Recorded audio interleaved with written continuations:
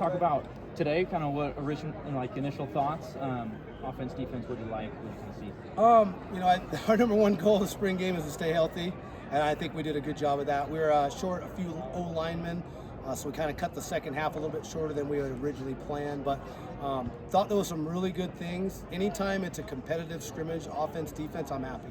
Anytime it gets lopsided, I get a little bit nervous. So it was awesome to see the offense really get it going, put together some long drives, and then it was also good to see the defense get a couple 3-and-outs today.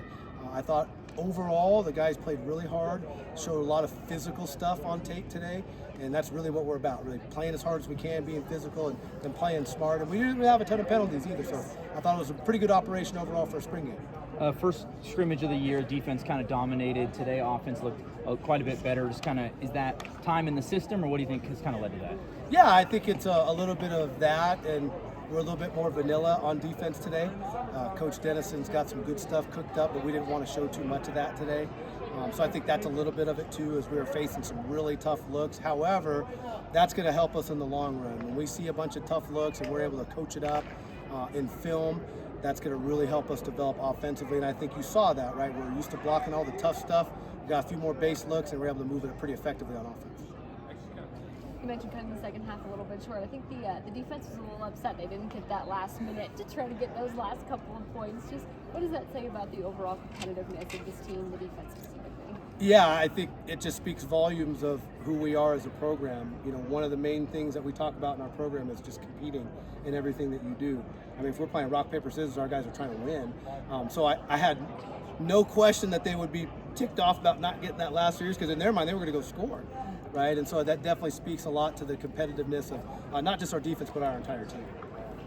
With spring complete now, where are you with your quarterback situation? Well, we have a transfer quarterback coming, Joshua Wood from Fresno State. He's a guy that's very talented.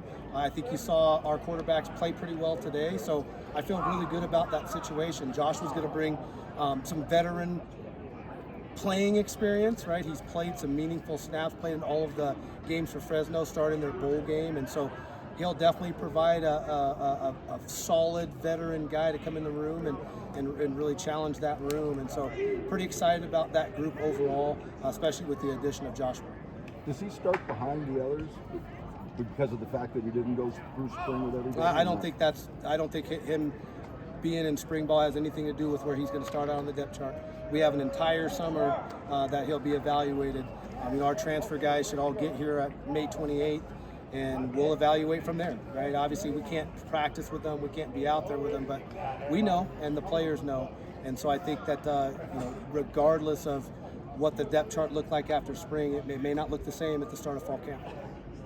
Coach, you want us to talk about how, for some teams and fans, they think spring ball then straight to fall camp starting. But how important is this summer for you, especially the first year as head coach? I think it's huge, right? Because we're still going to have probably 30-plus guys that are new in joining the program. So our veteran guys have to do a phenomenal job of their work ethic, because that's what the young guys are going to do, right? When we have, I think it's 24 or 25 freshmen come at the beginning of June, it's going to be the responsibility of our older players to show them how we do things, right? And I think the best part about our transfers are they're guys that we know and have relationships with, so they already fit in. So I don't think the transfer guys will take as much of that transition, but we have freshmen that we want to get ready to play. If they're good enough to play for us and can compete, we want them on the field. We don't want to hold anybody back. So I think the summer is going to be huge for those young guys coming in June.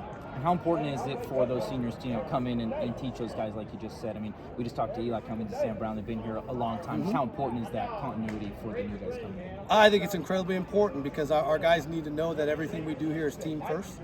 And when you're coming out of high school, you're the best player on your team, right? You're all conference, you're all state, and that doesn't matter anymore. And I think our guys have to do a great job of bringing them into the fold. There is no warm-up period. They're vandals right when they step on campus, but I think showing them the vandal way is going to be incredibly important, because again, those guys are going to be key contributors, and some of them sooner than later. Was there anything, any position, anything scheme-wise that surprised you today? Not really. I don't think anything surprised me. It was good to see our younger quarterbacks have success.